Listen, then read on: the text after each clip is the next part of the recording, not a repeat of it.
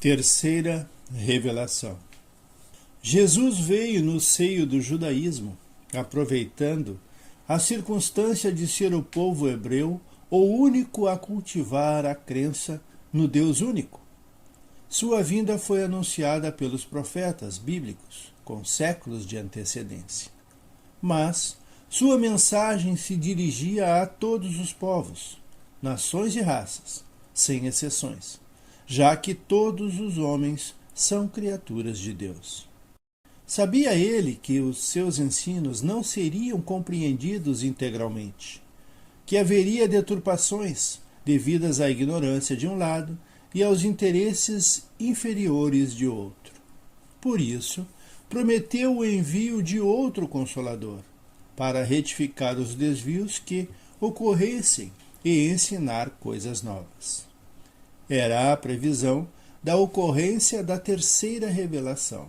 A última das três grandes revelações para o Ocidente é representada pelo Espiritismo, denominação criada pelo missionário Allan Kardec, para designar a doutrina trazida aos homens pela espiritualidade superior.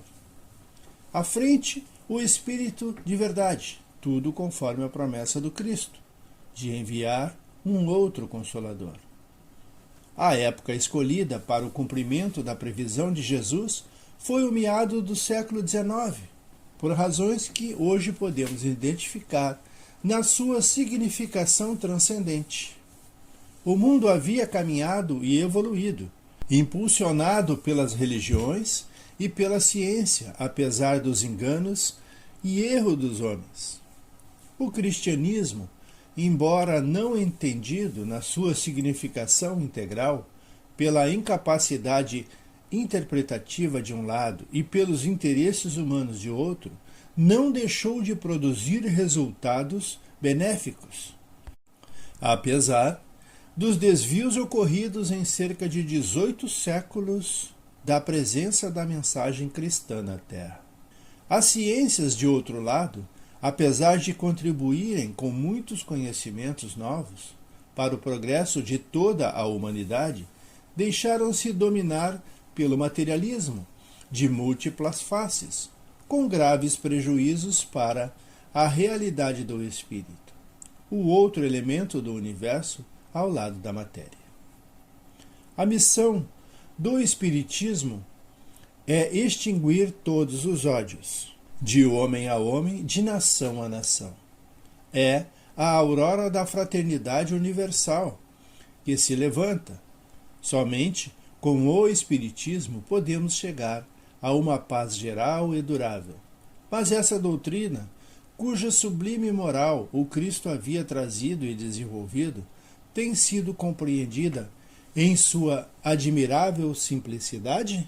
De que modo é praticado pela maioria dos que a professam? Nunca a desviaram do seu objetivo? Jamais abusaram dela para que servissem de instrumento ao despotismo, à ambição, à ganância? Numa palavra, todos os que se dizem cristãos o são conforme seu fundador? Não. Eis porque eles também deviam passar pela depuração da infelicidade que tudo purifica. Sim, o Espiritismo é a terceira revelação. Revela-se a uma geração de homens mais adiantados, portadores das mais nobres aspirações, generosas e humanitárias que devem concorrer para a fraternidade universal. A realidade das revelações em todas as eras da humanidade não anula o livre arbítrio do homem, que pode aceitá-las ou não, interpretá-las corretamente ou deturpar seu verdadeiro sentido. Note-se ainda que, muitas vezes, torna-se como revelação superior o produto de uma concepção pessoal. Por isso, toda revelação desmentida por fatos reais não pode ser considerada como tal. As revelações da espiritualidade superior são graduadas às inteligências a que se dirigem e, por isso, não ultrapassam a capacidade da percepção de um povo, de uma raça, de uma civilização.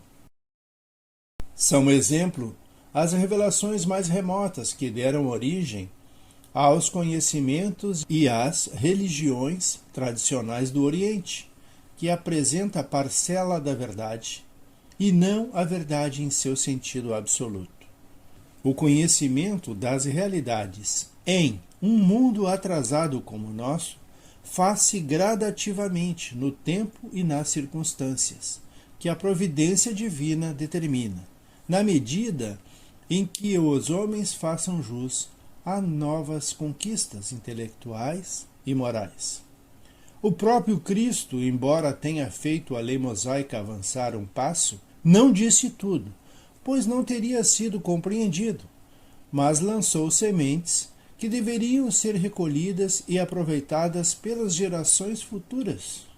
Deus, em sua infinita bondade, nos envia o Espiritismo, cujas bases estão inteiras na lei bíblica e na lei evangélica, para nos elevar e ensinar a nos amarmos uns aos outros e professar os 2 mandamentos que resume toda a lei e os profetas: amar a Deus acima de todas as coisas e o próximo como a si mesmo. Ficamos por aqui, mais uma vez agradecidos e pedindo sempre: Jesus, nos ajude a compreender e esteja sempre conosco.